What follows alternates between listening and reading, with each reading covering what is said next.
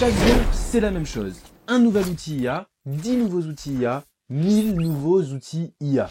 Et je suis prêt à parier que vous avez du mal à tout suivre et même que vous êtes un peu perdu. Même en travaillant tous les jours dans l'IA, on peut rapidement avoir l'impression d'être dépassé. Mais la bonne nouvelle, et vous commencez sans doute à le comprendre, l'IA elle est pas là pour nous remplacer. Aujourd'hui, elle nous offre même 3 super pouvoirs qui peuvent complètement changer votre façon de penser, de créer et d'agir. Et pour maîtriser ces super pouvoirs, vous ne devez pas connaître tous les outils, mais simplement exploiter les plus importants. Dans cette vidéo, je vais vous présenter ces 3 super pouvoirs et vous donner les meilleurs outils pour libérer toute leur puissance.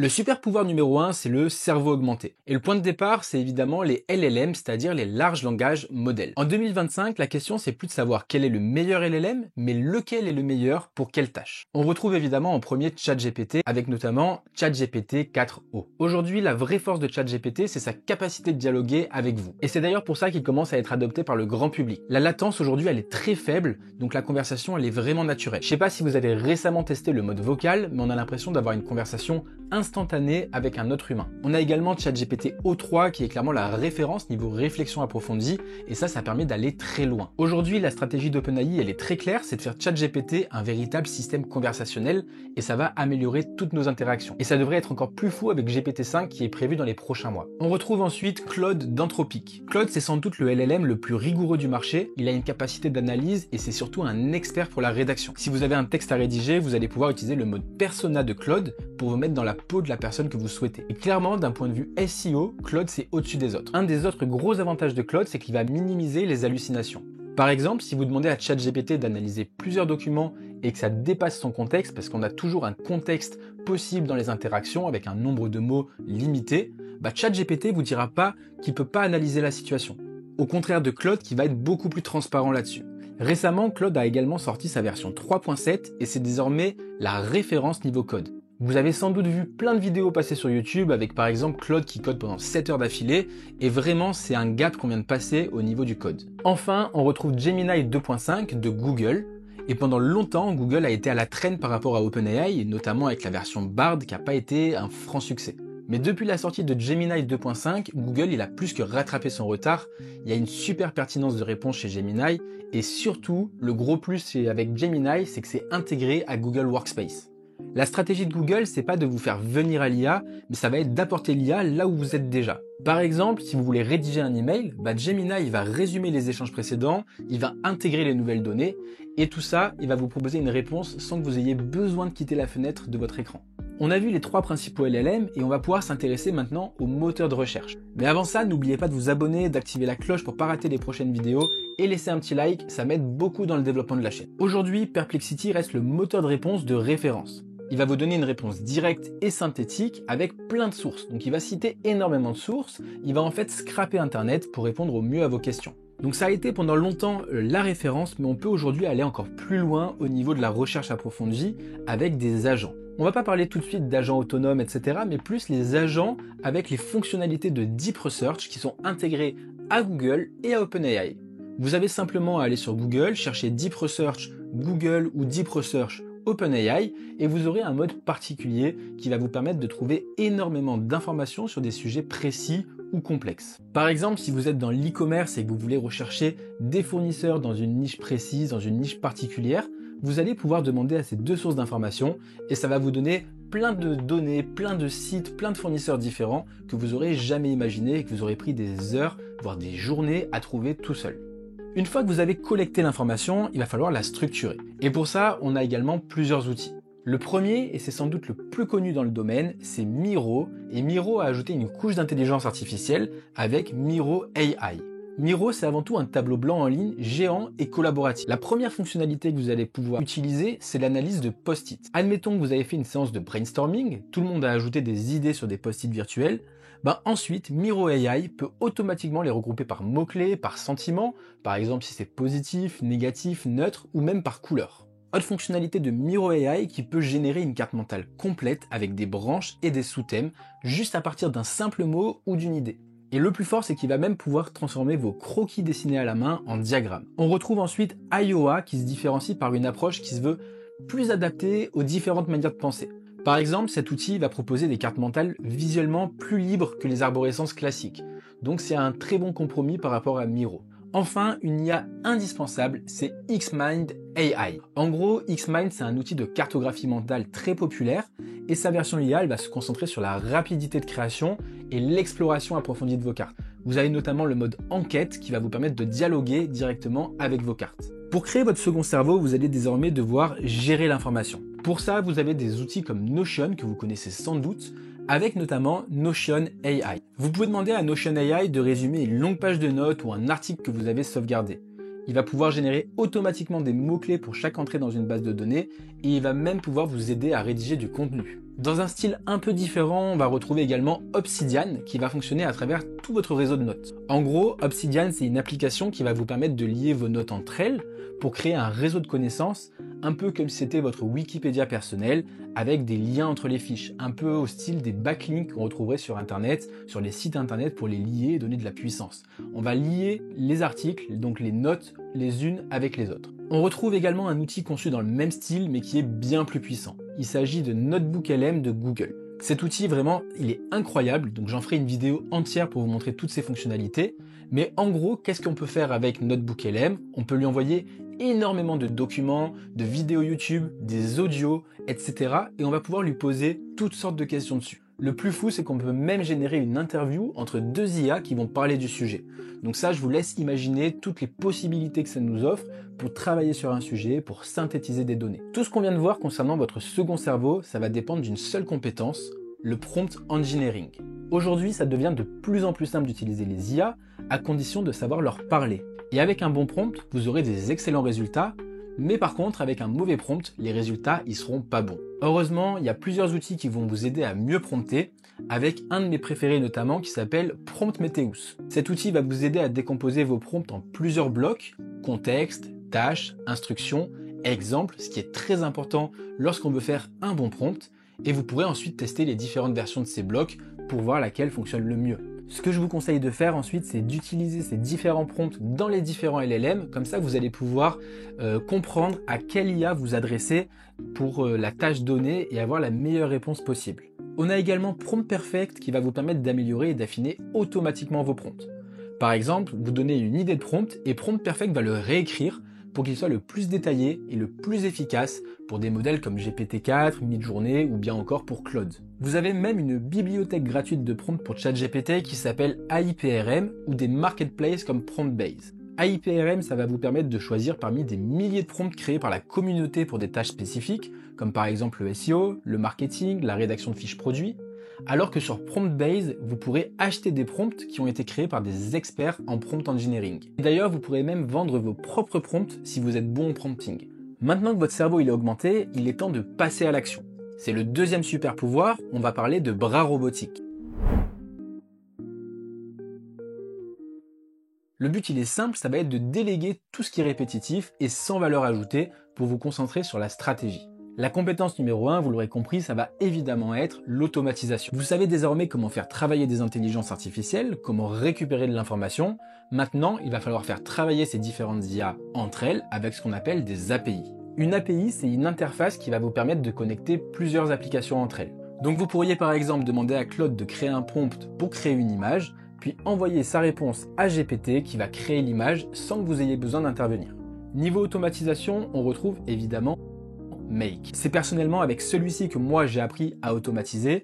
L'interface de Make elle est très user-friendly, c'est très facile à prendre en main et le gros avantage de Make c'est que vous avez toute la Make Academy qui est disponible gratuitement et qui va vous permettre de tout apprendre de A à Z, même si évidemment l'apprentissage va être vraiment réalisé au travers de la pratique, au travers des scénarios que vous allez pouvoir créer.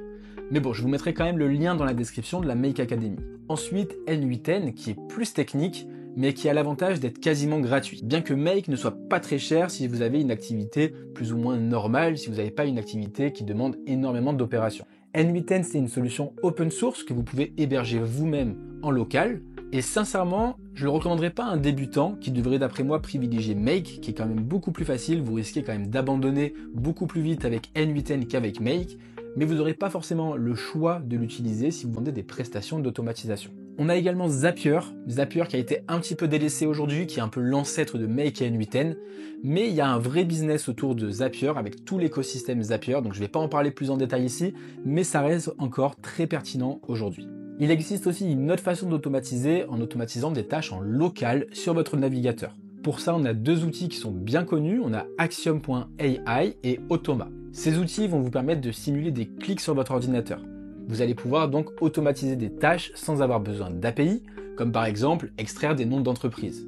Et en fait, il faut bien comprendre que c'est très utile d'utiliser les deux formes d'automatisation parce qu'elles sont très complémentaires. Parfois, avec des outils comme Make ou N8N, il y aura des tâches que vous ne pourrez pas faire parce qu'en fait, il n'y a pas d'API existante et il faudrait simuler des clics sur votre navigateur pour le faire. Si vous sentez que l'IA pourrait faire décoller votre business mais que vous êtes un peu perdu face à toutes les possibilités, j'ai quelque chose pour vous. Pour vous aider à y voir plus clair, mon associé et moi, on a décidé d'ouvrir 10 créneaux ce mois-ci pour une session de diagnostic IA de 30 minutes. L'objectif, ça va être d'identifier ensemble l'opportunité numéro 1 pour votre entreprise et vous donner un plan d'action clair pour la saisir. Et c'est 100% gratuit.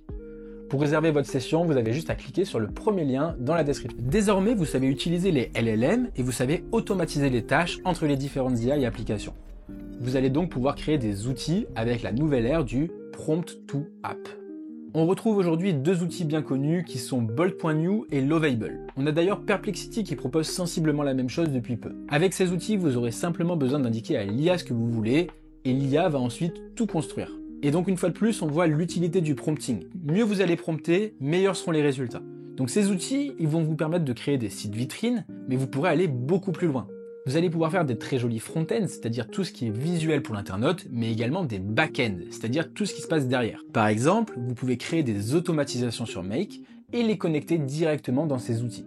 Et ça va être ultra utile pour développer des outils en interne ou bien pour créer des maquettes, des prototypes de logiciels que vous pourrez ensuite envoyer à un développeur. Le plus difficile avec ces applications, c'est le côté design et de faire comprendre vraiment à l'IA ce qu'on a envie de créer. Mais bon, pas de souci pour ça, parce qu'on a toujours une solution aujourd'hui avec l'IA, et vous avez à votre disposition UX Pilote, qui va être votre designer UX UI. Vous avez simplement à lui pitcher votre concept, et il va vous proposer des maquettes fonctionnelles pour votre site, pour votre application, toujours en respectant les bonnes pratiques de l'expérience utilisateur, qui est fondamentale. Enfin, pour les développeurs, on a GitHub Copilot ou Tabnine, qui sont des copilotes qui vont anticiper vos besoins, qui vont vous suggérer des blocs de code entiers, ou encore vous aider à résoudre des bugs. Évidemment, on en a déjà parlé, il y a aussi Claude qui peut être un énorme accélérateur au niveau du code. Une fois de plus, on remarque quand même que l'IA va simplement vous aider à aller plus vite et plus loin, et évidemment, elle ne va pas remplacer les développeurs. On arrive enfin au niveau ultime du bras robotique, les agents autonomes. Là, on ne définit plus une série d'actions, on va clairement donner un objectif. On n'en est encore qu'au départ, mais certains outils ont beaucoup fait de bruit. C'est notamment le cas de Manus.im qui vous permet de créer un agent pour une tâche précise, par exemple la gestion des campagnes publicitaires, l'optimisation continue du SEO. C'est pas encore parfait aujourd'hui, mais il y a eu quand même beaucoup de vidéos assez bluffantes qui ont été tournées sur Manus. Ça a été une vraie révolution quand ça a été annoncé. Je suis curieux de voir ce que ça va donner dans les prochains mois. On retrouve ensuite des frameworks un peu plus généraux avec Agent GPT, AutoGPT. Ici, on va donner un objectif, par exemple, organise mon voyage à Lisbonne pour 3 jours avec un budget de 500 €, et l'agent va tenter de planifier les étapes, de chercher les vols, les hôtels, etc. Enfin, on a SmithOS qui va vous permettre de construire vos propres agents via une interface visuelle sans jamais avoir besoin d'écrire une seule ligne de code.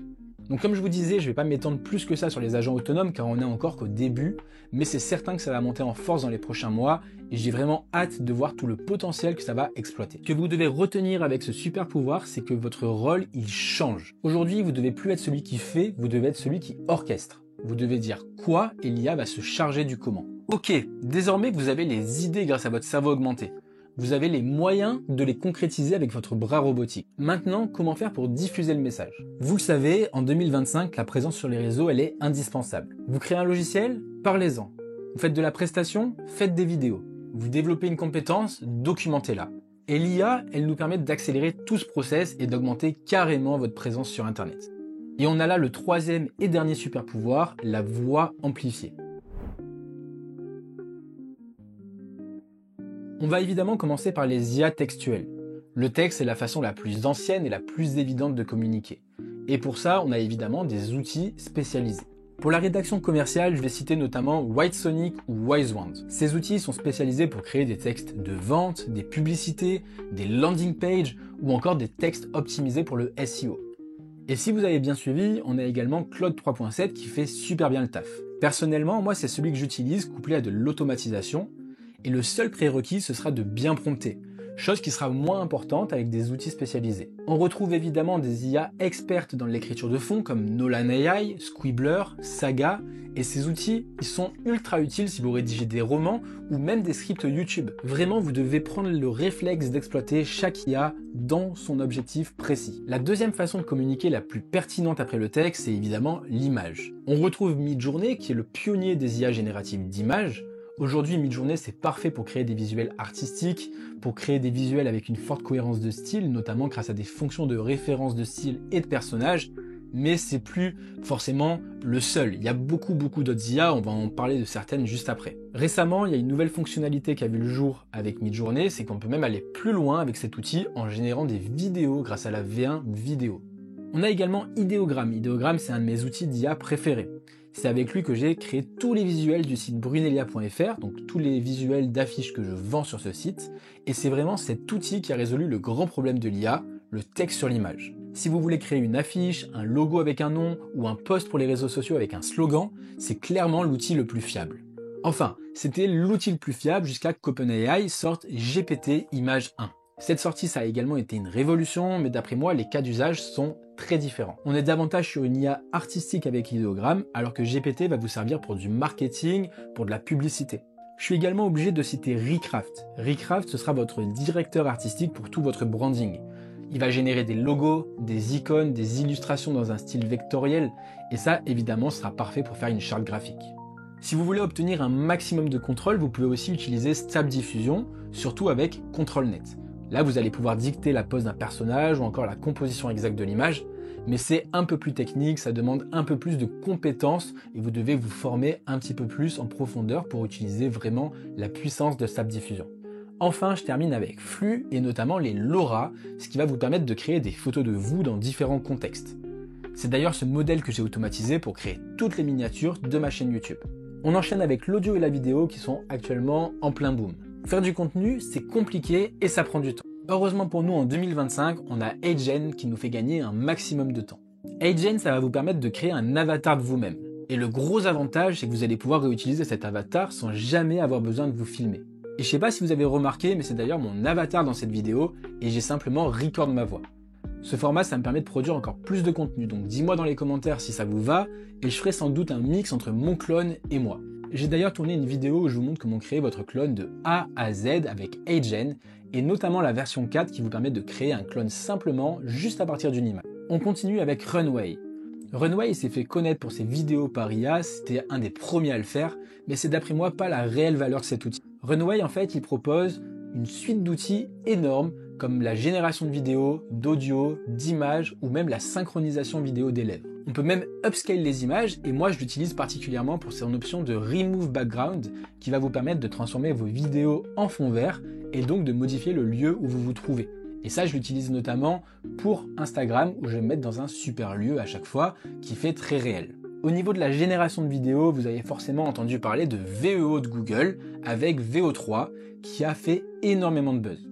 Vous avez forcément vu des vidéos de Yeti sur TikTok et franchement c'est ultra bluffant, même si aujourd'hui on peut faire simplement des vidéos de 8 secondes pour le moment avec le son qui est directement intégré. Évidemment il y a plein d'autres IA de vidéos, une des plus connues c'est Kling AI qui fait partie des références. Et personnellement, pour animer une image, moi je préfère utiliser Luma AI qui donne de super résultats et qui propose même une API. Ce qui vous permettra d'automatiser la création de vidéos grâce à Luma et l'automatisation. Au niveau du son, vous n'êtes même plus obligé en 2025 d'utiliser votre propre voix avec notamment Eleven Labs qui a franchi un cap avec sa V3. La V3, elle va désormais vous permettre d'enregistrer une voix ultra réaliste à partir de 2 heures d'enregistrement. Vous allez même pouvoir guider la voix dans les instructions en disant que la personne doit rigoler, murmurer, peu importe, vous allez pouvoir mettre toutes les émotions possibles dans le texte. Et surtout, Eleven Labs, ils ont récemment ajouté Voice Design V3 qui va vous permettre de créer la voix de votre choix juste avec un prompt. Enfin, vous pourriez avoir envie d'ajouter des musiques sur vos vidéos et là, on a 2 outils d'IA qui sortent du lot, Suno et Udio. Vous avez juste à écrire quelques lignes sur le style de la musique, potentiellement les paroles que vous voulez, c'est à vous de voir si vous voulez des paroles ou pas de paroles, et ces outils vont composer et produire une musique en entier. Enfin, il s'agit désormais de diffuser votre contenu et de toucher le maximum de personnes. Et pour ça, évidemment, on a des IA qui sont ultra intéressantes. On commence avec Opus Clip. Opus Clip, ça va vous permettre de transformer vos vidéos longues en contenu court. Ça, c'est ultra utile, par exemple, si vous enregistrez des podcasts. Et ce que j'aime beaucoup avec cet outil, c'est qu'il va vraiment sélectionner les passages qui ont le plus gros potentiel viral. Et ça va vous permettre de réutiliser votre contenu sur les plateformes comme TikTok ou comme Instagram.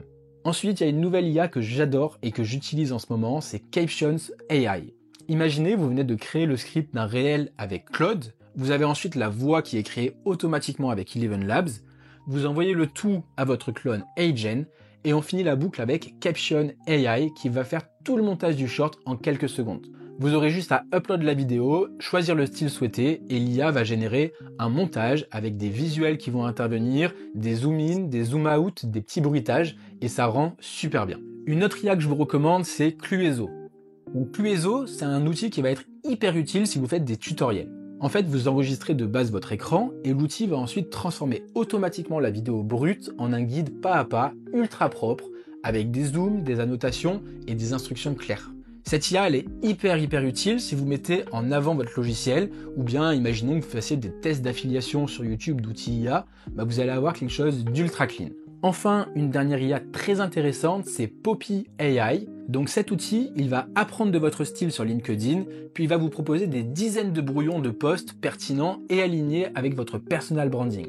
Donc ça va vous faire gagner énormément de temps, toujours en restant authentique, et vous allez pouvoir poster régulièrement sur la plateforme. On a donc vu ensemble les 3 super pouvoirs qui vous permettront de mieux penser, de mieux exécuter et de mieux partager. Aujourd'hui, vous devez vraiment voir l'IA comme le prolongement de vous-même et on pourrait même clairement parler d'humain augmenté. D'ailleurs, si vous voulez voir à quoi ressemblera la création de contenu de demain, j'ai tourné une vidéo sur comment créer votre clone parfait grâce à l'IA. Et vous avez juste à cliquer sur l'image qui apparaît à l'écran. Je vous dis à très vite, c'était Romain. Ciao!